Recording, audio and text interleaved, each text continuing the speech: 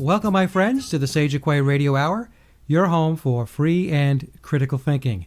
And I'm your host, Mike Williams. We have a great show tonight. I recently had the pleasure of connecting with my colleague, Drake Bear Stephen. Drake is a transpersonal hypnotherapist, a past life regressionist, Reiki master, and shamanic healer. His practice is Drake Enterprises, located near the San Francisco area. And I promise you, his extensive knowledge of energy healing and spirit will keep you fully engaged for the next hour.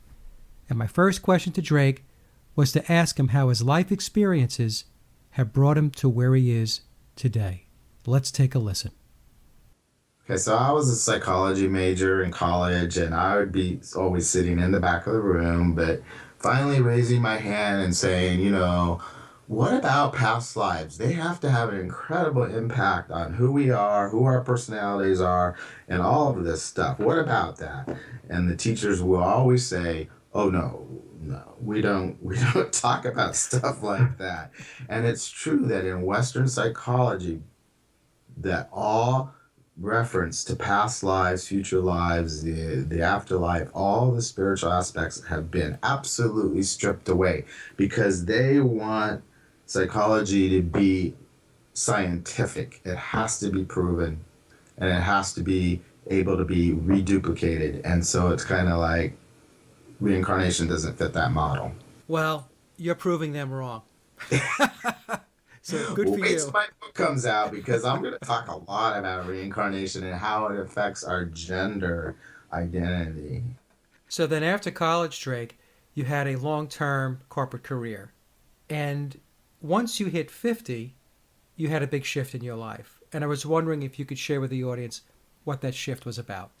When I turned 50, it was like I had walked through this spiritual portal. All of a sudden, I was just totally interested in spirituality and metaphysics and comparative religions. And I was just going ape. And I was like reading and studying, and I started taking classes.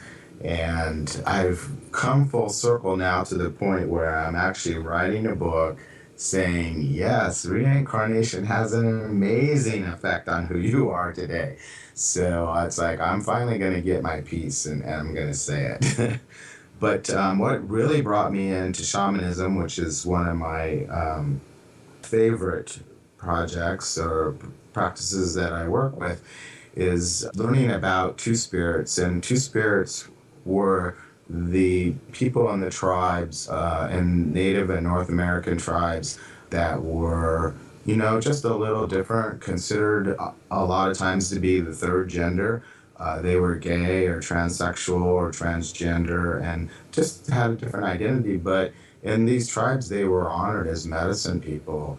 And their being a part of the third gender created a special gift for them, and the people actually honored it. And it wasn't until Christianity came in and the missionaries came in that the natives began to feel like, oh, maybe this is a negative thing. Maybe we should be downplaying or ignoring this situation. And so it was learning about that, and myself being transgender and having already gone through a sex change when I was young. It was like, oh, well, maybe that's who I am. Maybe that I can learn much more about. And that really triggered me to get into shamanic work, and which eventually led me to hypnotherapy. And so it was kind of like, it was like coming home. Yes, I feel like I've had past lives as a Burdash, is what they used to be called. And I'm just kind of coming full circle again in my work in this life. Now, Drake, you had a career in the corporate world. Could you talk about that a little bit? What was that like? Yes, I did. I was in telecommunications for 38 years. If you reflect back on your corporate career and that experience, is there a connection between that life and the work that you're doing today? Well, most of the years I was there, I felt like I didn't really fit in, and I was just doing it to make money. It was a way to really provide me the tools to go off and do the things I wanted to do. And I had a hard time creating a bridge between that corporate world and my spiritual beliefs.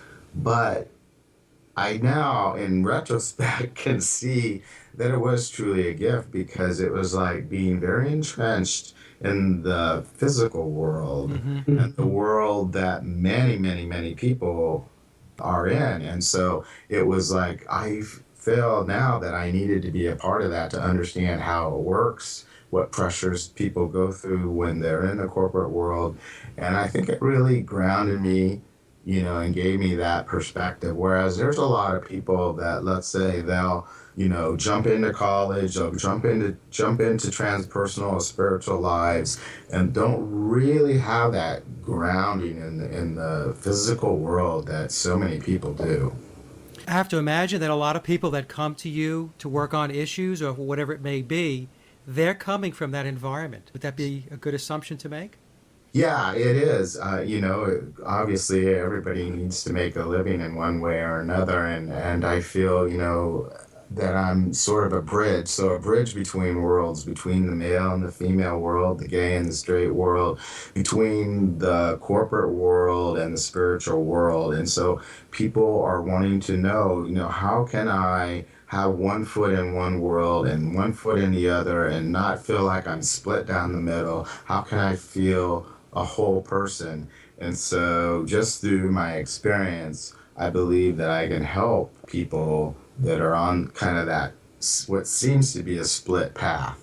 And what I would even say to anybody is that wherever you are in your life is exactly where you're supposed to be.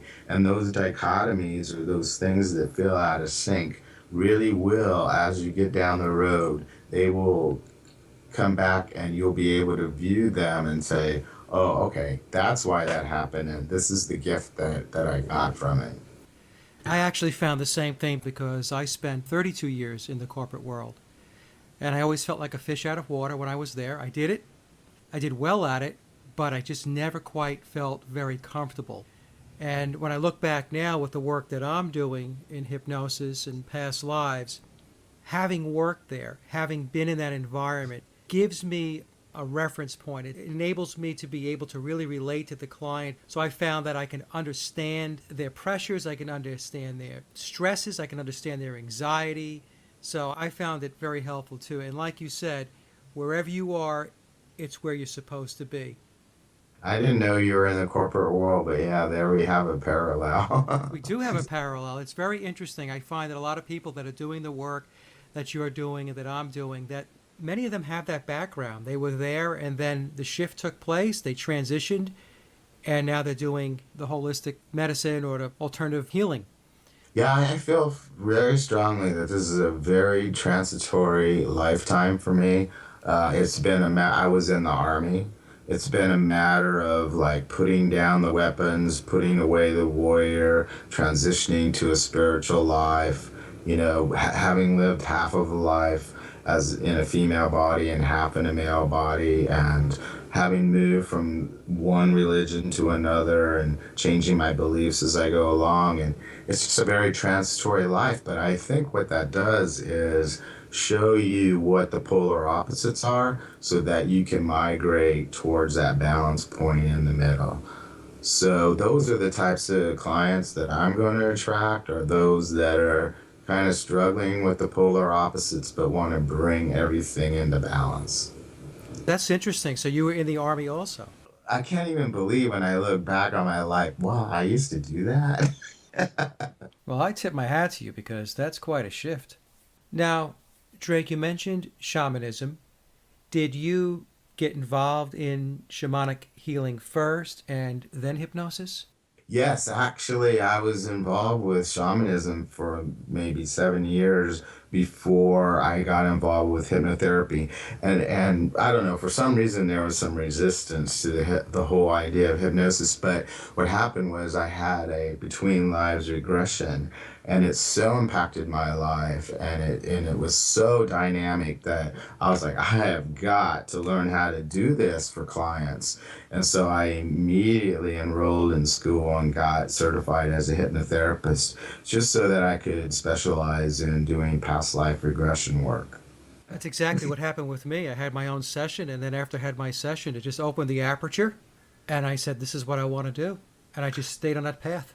Yeah, and now that I see both sides of it, is that shamanism and hypnotherapy are very, very closely related. They really are one and the same because you're dealing with that trance-like level, that access or that portal into the subconscious mind. And it's that alteration of the brain state. The shaman does that when they journey, and then the hypnotherapist does that with the client through guided meditation. So it's very similar in the goal and in the vehicle of getting there. Could you explain, Drake, a little bit more about shamanism and shamanic healing? Because it seems to me to be an overused word these days. It's almost becoming generic for someone doing energy or spiritual work.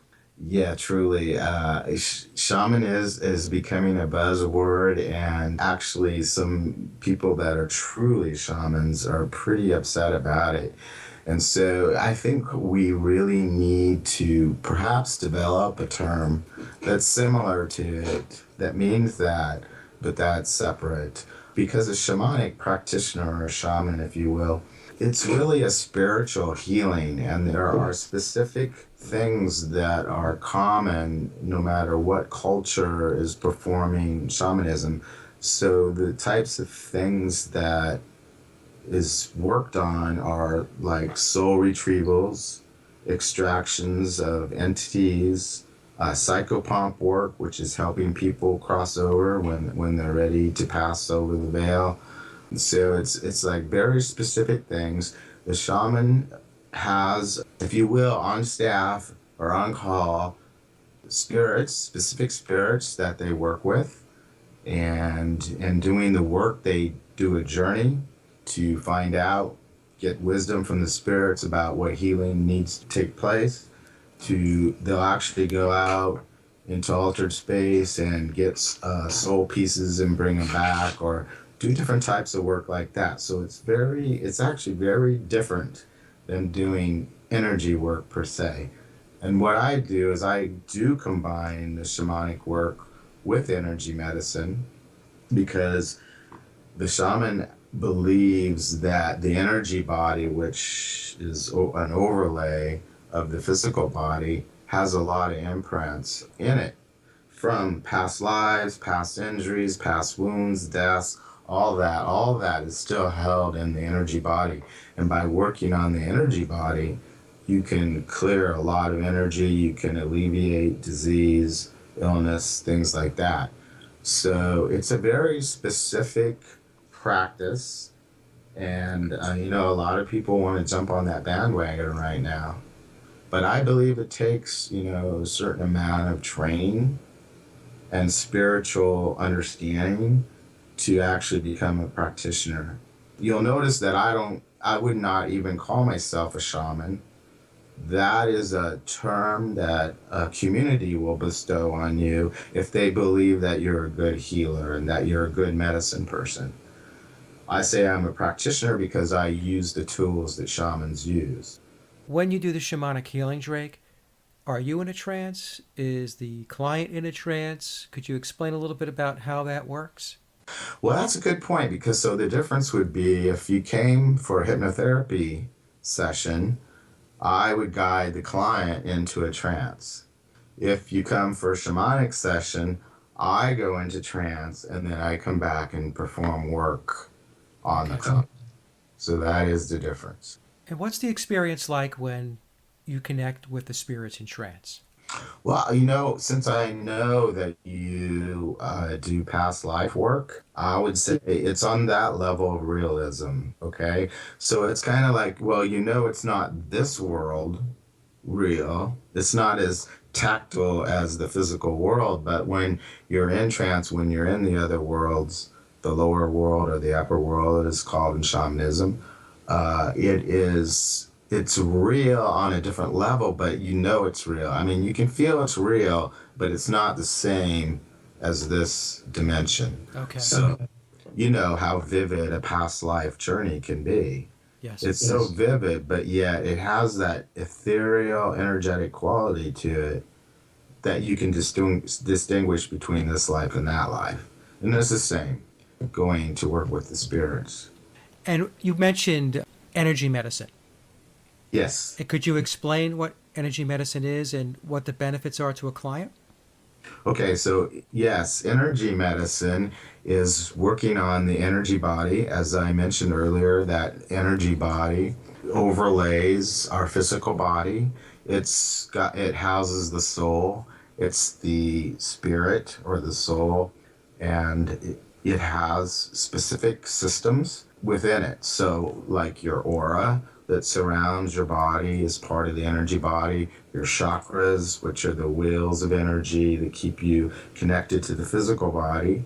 It has meridians, the meridian system. So the Eastern medicine people have been aware of energy bodies for thousands of years. And it also has other systems that weave in and out. They're all energetic systems. And so ideally, we want all of the energy to be flowing very nice, just flowing back and forth and balanced and just working properly. And if something doesn't, if there's blocks in there, there could be rips or tears to the aura. There's all kinds of energetic symptoms, if you will, where it's going to affect our physical lives. And so an energy medicine person can go in and balance chakras, get him spinning clockwise and healthy, can work on meridians, can work on the aura, smoothing it, removing cords. So there's all types of energetic work that can be done on your body. And, it's really guaranteed that you're going to feel a whole lot better. I mean, it sounds all woo-woo and stuff like that because you can't really prove it or see it or feel it, but you will notice the difference. Well, how do you detect client imbalances, Drake, when you do that work? How are you able to detect that there's problems with the aura or there's energy blocks? How does that come to you? Well, there's several different ways. One is being kinesthetic, that if I pass my hand over a body, I can feel irregularities. You might feel hot and cold areas or ripply energy. You might feel rips, tears, cords, and that kind of thing. But I also use tools. For instance, working on the chakras, I'll use the pendulum on each chakra to see whether it's spinning clockwise or counterclockwise, if it's not spinning. So there's different tools that we use to identify. Also, I mentioned earlier about the fact that we do journey work. We can do that as like a pre-diagnostic journey just to find out what the spirits are saying is there. And then between that and the interaction with the client, always asking, what do you feel in your body? Where is it? What does it feel like? Is it moving? Is it doing this? Is it doing that? If it had a color, what would it be? If it had a voice, what would it say? So we're constantly, working with the client, figuring out between what I'm feeling and what they're feeling, what's going on. What would be some of the symptoms then, Drake, a client would come in with? In other words, that would be indicative of energy flow disruptions. Well, the most noticeable symptoms are lack of energy, feeling down, depressed, I run out of gas, somebody's sucking my energy out of me. The other thing is being in pain. Does pain stay in one place? Is it chronic? Have you had it most of your life? Does it move around? No matter whatever is happening, it could mean a different cause. And so we ask a lot of these questions. A lot of people are have fibromyalgia and conditions like that. They're in constant pain, and a lot of that is solvable by working on the energy body and by working with past lives. So in a way, going in and doing a regression on a past life is energy work, because if you're working on clearing trauma from a past life, that will clear up that piece in your energy body that's holding that energy, and that will change how you feel in this life. So really it's a combination of a lot of things, and it has a lot of symptoms. I mean, if you're having flu-like symptoms, perhaps all of a sudden one day you just feel out of sorts, you don't feel like yourself, or something just radically changed and you can't really figure out what caused it. So there's sudden onset of symptoms. And then there's chronic symptoms. They all mean just slightly different things, but working with the client, we can just continue to peel back the layers until we find that core cause. Many things are multidimensional. They may be many sources that are causing the aggravation, and we just keep peeling it all back until the symptoms are gone, and then we know we've cleared the core problem. Is Reiki a big part of your energy medicine? I always use Reiki. Okay. It's just beautiful universal energy. And so, a lot of times when I'm working on the energy body, I might be taking out things, taking out crystallized energy or taking out entities and stuff like that. And so when we do that, we always need to replace those places that we took out things with energy, with positive, good, balanced energy. And Reiki is a very good way to do that. And it's very relaxing. So Reiki is very intuitive.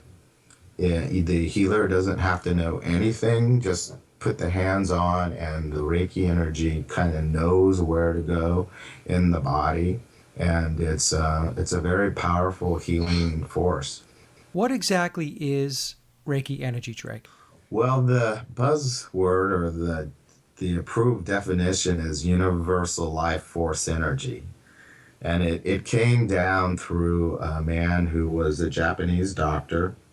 And in order to perform Reiki, you need to be attuned. So it's as if you were a radio and you had to get the crystal embedded in you that would tune to that exact channel so that you could pass it. So it's not energy that comes from a human person. It flows through the person, just flows through the body into the client. And another word that is synonymous with it is unconditional love, because really love is the highest form of energy there is. And so it's that universal love energy. Some people call it like Christ consciousness. That type of energy is what it is. I've heard people also refer to it as chi. Yes, chi, prana, mana. The many cultures have different names for energy, but it's all the same energy.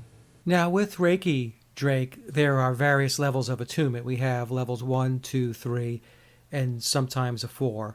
3 being a master and 4 being a master teacher. Are you a level 3 or a level 4? Do you teach Reiki? I am a teaching Reiki master, so that's like the highest level. I'm able to attune people if they so wish to be, and I highly recommend that anybody that wants to be attuned to do it, because you can do it Reiki on yourself. You can do it on your pets, your family, your friends. I do Reiki for my food before I eat it. You can do it in situations where you're uncomfortable, like at the office, when you're feeling all those vibes, and you can just pass Reiki energy around. And so anybody can use it, and I highly recommend it. Well, I'm a Reiki master myself, and I absolutely love it, and I wish more people knew about it, because the benefits of Reiki are just absolutely fabulous. It is, and I've heard now lately that it's becoming mainstream that hospitals are having Reiki practitioners now come in and work on patients. And so Western medicine is finally coming to the realization of how beneficial Reiki can be. Especially in the cancer treatment centers, they're using a lot of Reiki now. Yeah, it's great. I love to see the Western medicine begin to blend with the Eastern philosophies and the energy medicines and all of that. Yeah, absolutely. A long time coming, too. Yeah. Now, when I do Reiki, I tend to be able to get readings from my client. And many times, even guides will come through on behalf of the client. Do you experience those types of situations or dynamics also? Yes, absolutely. I mean, I feel like, I think it's because I have hands-on, and whenever I have hands-on, I seem to receive information. I can feel if one side of the body is out of balance with the other, and you just get all these sensations about things that are going on with the client. And I think that, the hands-on thing and also just being in that really quiet meditative state, it allows you to drop down, into that trance-like thing. And there you are. The spirits are all there. Their spirits are there. My spirits are there. And they'll pass the messages if we're open to hearing them. Yes, yes, I find the same thing. Now, Drake, you had mentioned from shamanism, you then made your way into hypnosis. Is that correct? Yeah. Okay. Yes. So what was that transition like? You mentioned, well, you had a past life, and then that past life made a big impression on you, and that was really the catalyst that moved you over into becoming certified in hypnosis. Could you explain that a little bit and maybe talk a little bit about hypnosis in general and what that's like? Okay, well, it just so happened that I went to a very kind of shamanic-based hypnotherapy school. It was called alchemical hypnotherapy, and the creator of alchemical hypnotherapy drew a lot of stuff from shamanism. So we did a lot of work with inner guides, spirit guides, and that kind of thing. So it was a natural bridge for me to go into that. Now in hypnotherapy, in the mainstream portion of it, which is very powerful to me, because you can go to a psychotherapist for years and years and years and talk out of your conscious mind. And I'm not putting that down. That's absolutely valid.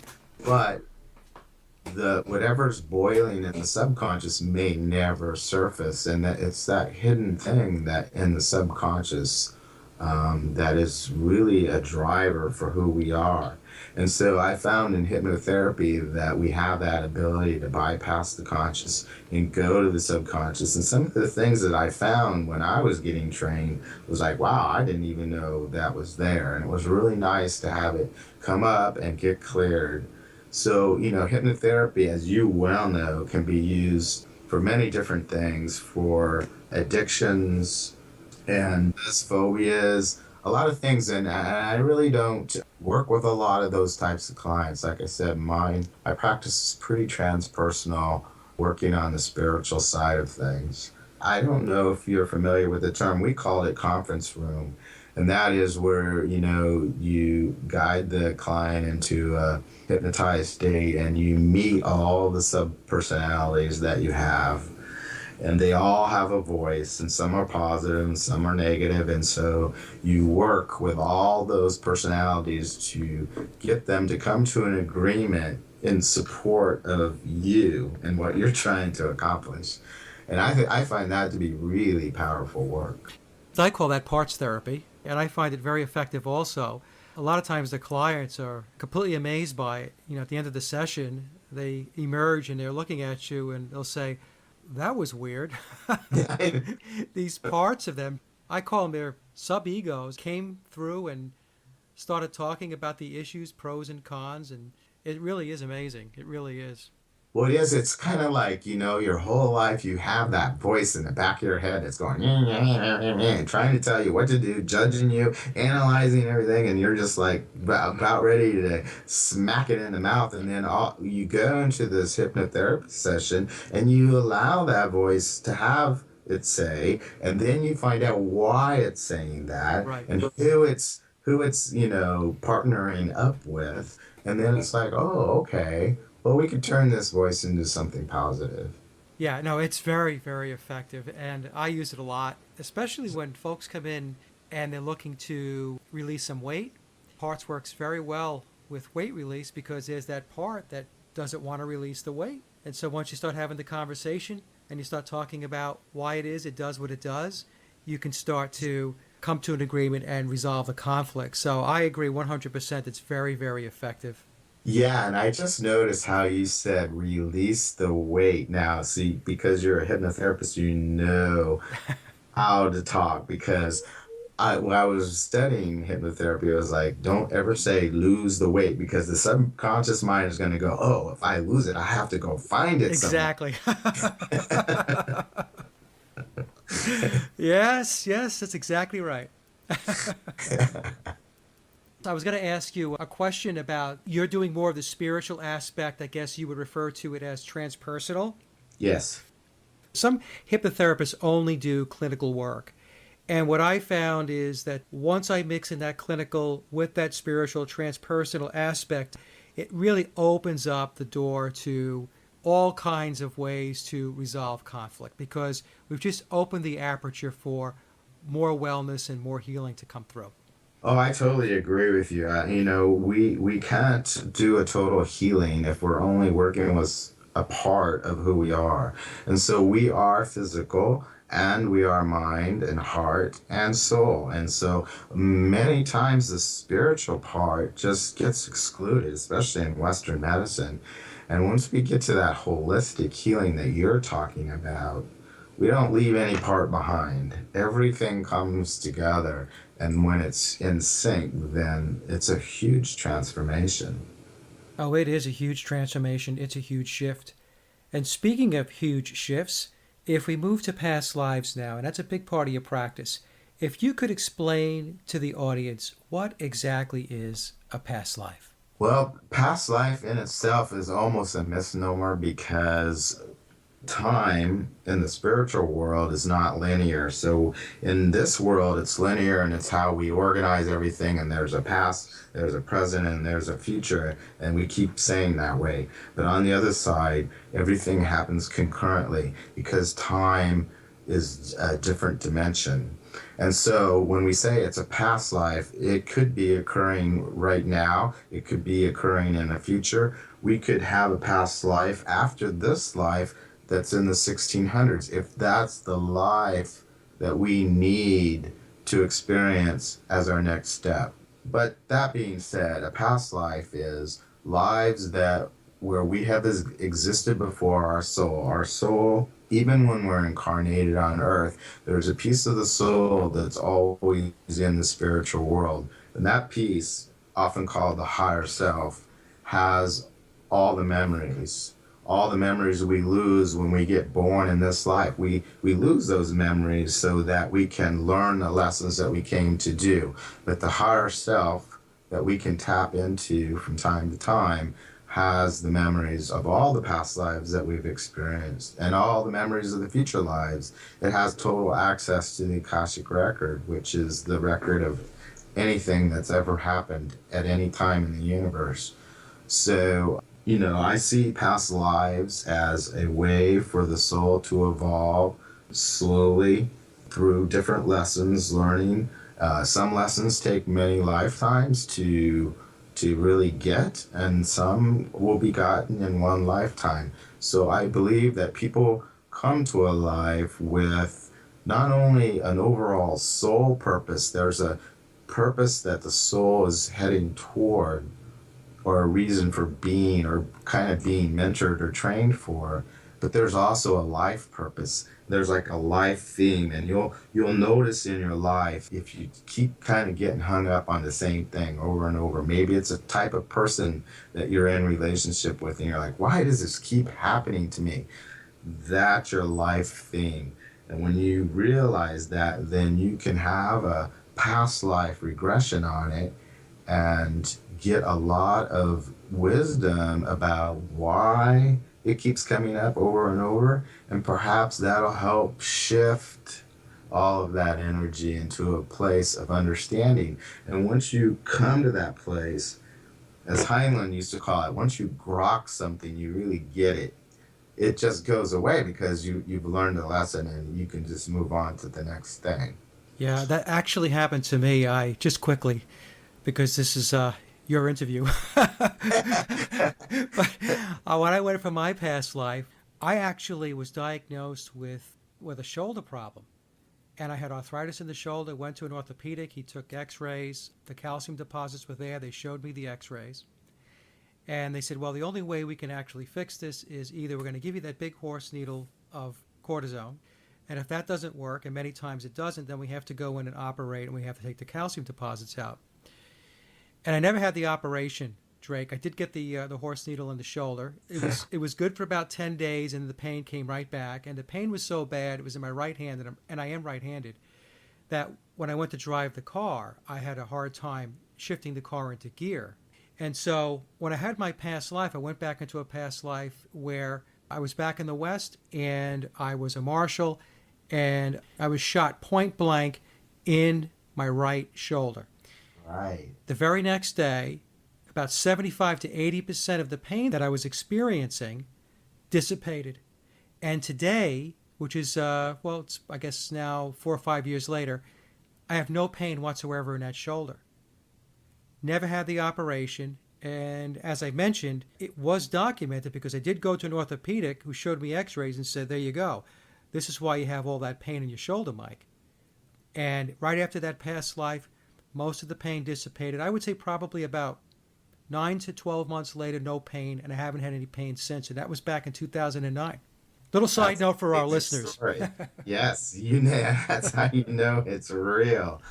But yeah, it's just it's such powerful medicine, and I think Carol Bowman really wrote it well because she wrote about children having past life memories, children younger than 7, because they're still in the kind of light trance-like state that hypnosis gives you. Yes, and so they're very tapped into their past lives, but they don't really have the language to express it to us. But a lot of the things they'll say may seem really off the wall, like, oh yeah, I remember when you were my daughter in my past life or whatever. And the mother's like, what? You know? But once they come to the realization, and some of it can be very traumatic, but once they come to the realization, oh, wait, that was that life, and this is this life, and they're two different things. It like, the symptoms of whatever's happening just go away. There are many, many cases of children especially recalling past lives because they don't have all that clutter and all that noise that we have as we move on in life. Absolutely. They don't have the conditioning. Right. And their minds are just wide open. Now, Drake, I remember you posting up on Facebook. It was a fabulous graphic, and I hope I'm not catching you off guard here, but it was called The Cycle of Life, and it was the cycle of reincarnation. Yeah, kind of all the steps we go through as we transition through the afterlife and come back again. Yeah. I was wondering if you could just take our audience through that a little bit. Just explain, what is the cycle of life? Okay, so, and this, I just want to preface this by saying this comes from thousands and thousands of people being regressed and saying the same thing. So even though we can't prove, quote unquote, that these things exist, through repetition and people saying the same thing over and over again, we have a pretty good idea it's true. And so what happens is, as we pass over, we pass the veil or pass into the afterlife, we see that tunnel of light. Once in a near-death experiences, you go to that tunnel, but your cord is still attached to your physical body. And what happens in an NDE is the spirits that are there are going to say, you know, you can continue past the light through the tunnel, but that cord will be severed and you cannot go back to that physical body. You can only go back in a new body. Or you can go back from this point and continue to finish that life. So let's just say if you really are passing over, you'll pass through the tunnel of light, that cord to the physical body dissolves.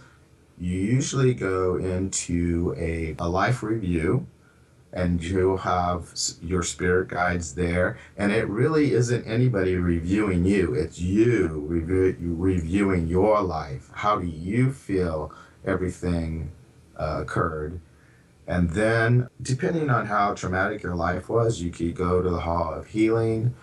You can go there for healing and rejuvenation. There are spirits there that can work with your body. You can stay there as long as you want. And once you are done with that, you can move around. You can go to the home where your soul group is. So there's a group of souls that you are connected to and you reincarnate with over and over again. There's a soul guide that's kind of the captain or the head of that group. You can be with them. You can go to the Council of Elders. There's a council there that watches over your progression, and you can ask them all kinds of questions about your purpose and where you are and that kind of thing. You can go to the Hall of Records, which is the Akashic Records, and there's a librarian there, and you can look up anything you want. You can go to schools. You can be developing yourself But then there comes that moment in time when you know it's ready, you're ready, it's time to come back. And so you go to what they call the pre-life selection room.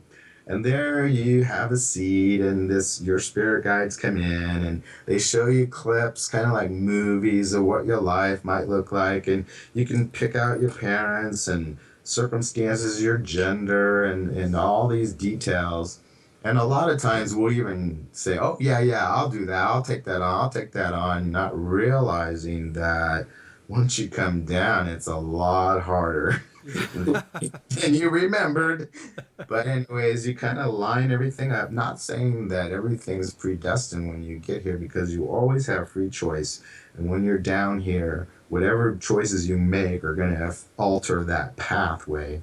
But after the pre-life selection, then the baby's conceived, and you'll come in and out of the baby's body until it's ready to be born, and then you pop in pretty much permanently, and you get amnesia and forget all these wonderful things, and you start your life all over again, kind of like Groundhog Day. You just start living all over again. Yeah, we come out and we're all excited, many times to do this new life. And then we get here, we're like, what did I do? I know, truly. I remember that experience because I was regressed back to the womb. And I remember like looking down at my baby body and just going, oh no, oh hell no. Just, what did I do? Oh, In that lifetime. back into the third dimension. See, that's the thing, is that once you really start clicking in and understanding and really believing all this and everything, it's like, yeah, you can have a sense of humor Yeah. because, you just need to have that for sanity. But I think it's totally fascinating. But I'll add one thing to it, and that is that in all the books that I've read, and I'm talking about probably 100 books, it talks about that whatever you expect, whatever you create, is what you're going to get in the afterlife. So let's talk about a fundamental Christian that believes that if you don't believe in Christ, or if you did bad things and you didn't, confess your sins or whatever, that you're going to go to hell and you're going to meet the devil and you're going to burn there. Quite likely that's going to be what you'll find on the other side. And so you can actually create what you want to encounter when you get there. Interesting. So they can actually create their existence in the afterlife. Absolutely. And so people will get stuck in the fourth dimension, or they will go to purgatory. Purgatory originally was meant to be a cleansing, not a permanent place for a soul to stay. And so it's kind of like, yeah, it'll exist. If you think you need that, then that's probably where you're going to go. And so the people that you meet on the other side, the souls you meet, the spirits and all that, come in the form of how you can accept them. And so if you believe Jesus is going to come and meet you, Jesus will be there. Or, if you believe your mother, your loving mother that you've missed for so many years is going to be there, she will be there, and she'll be in the form that you remember her by. Even though when we're on the other side, we really exist totally as energy, just energetic bodies. Drake, you mentioned the fourth dimension. Now, the third dimension's here on Earth. The fifth dimension is where the higher self resides. What then is the fourth dimension? So the fourth dimension to me is the astral world.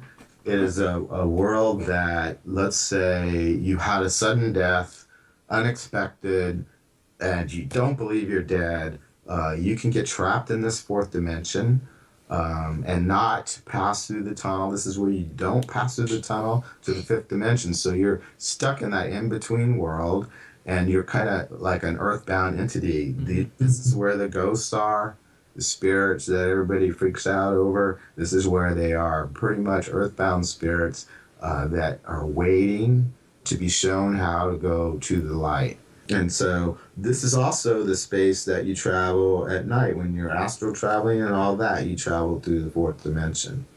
Have you ever had a client that in a past life, when it transitioned through the death scene, did not go to the fifth dimension, but actually went to the fourth dimension? Because I have. I'm just curious if you've had the same.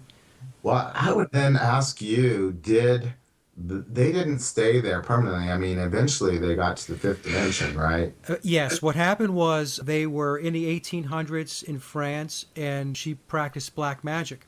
She was a witch. And when she incarnated into that life, she was told that she had to use her abilities for good, and she did not. She thought she was. She was trying to rectify a government that was oppressing the people at the time in France. And what she was doing, she was casting spells on the ruling class in order to invoke justice or rectify her perception of injustice. But when she passed and then she was heading toward the light, she got pulled back.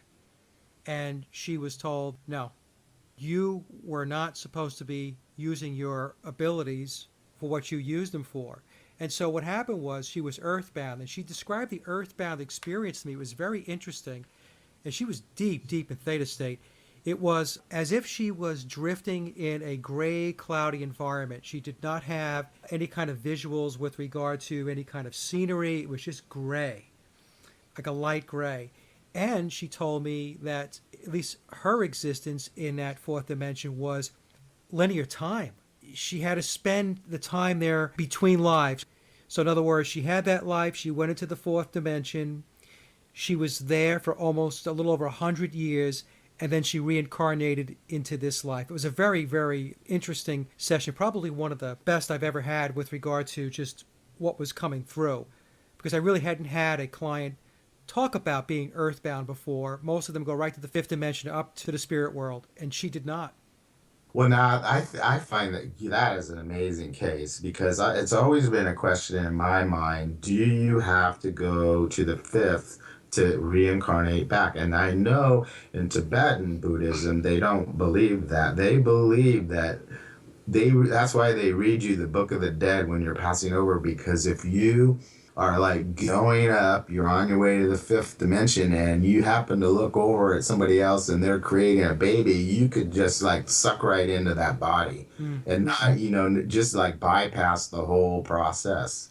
So you're not even getting all the way to the fifth before you're reincarnating again. And I guess to me, I always thought, oh, we need to go to the fifth because we need to go through this whole process of pre-life selection and all that. But from what you're saying in your experience with her, you don't have to.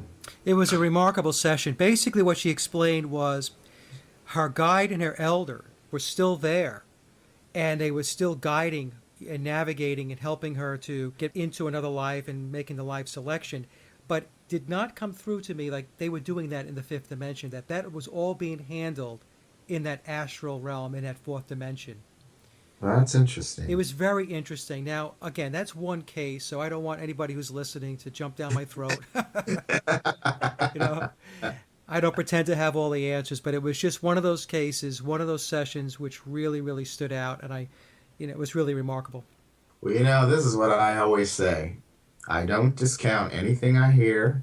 There's like a million things I hear that sound absolutely incredible, and I'm not even going to say it's true or not true. I'll say if anything is possible. That's exactly right, because we don't have all the answers, Oh, we don't. Every time we do this work, it's exploratory. We're exploring. That's probably why I'm so fascinated with it. When I was younger, I would just jump from one thing to the next. I'd get bored with it, and I'd jump on, and then I got into the shamanic work and the reincarnation, and I have never been bored, ever.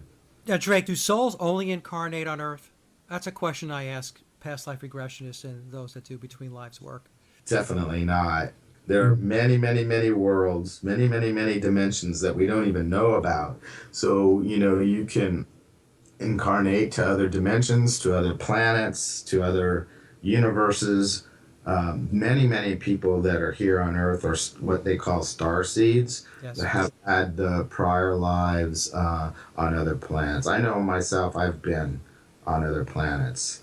This is where I get the crazy ideas about being hermaphroditic and androgynous and stuff like that.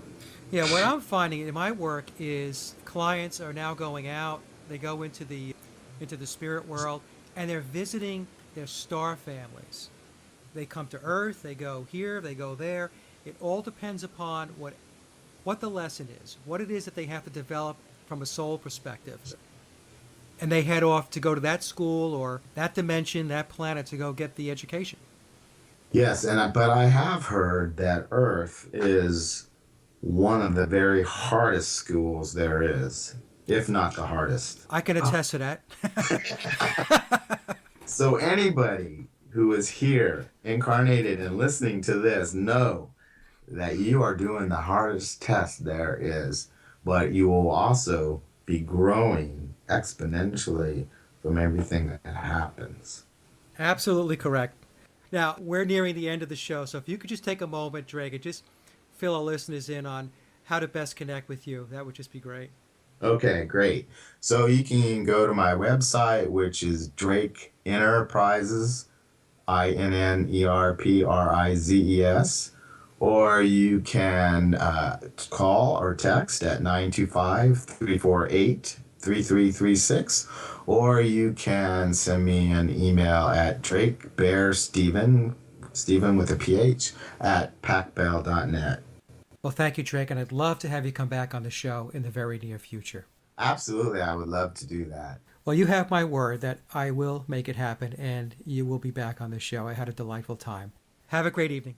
You too. Bye-bye now. And that concludes our discussion with Drake Bear Stephen.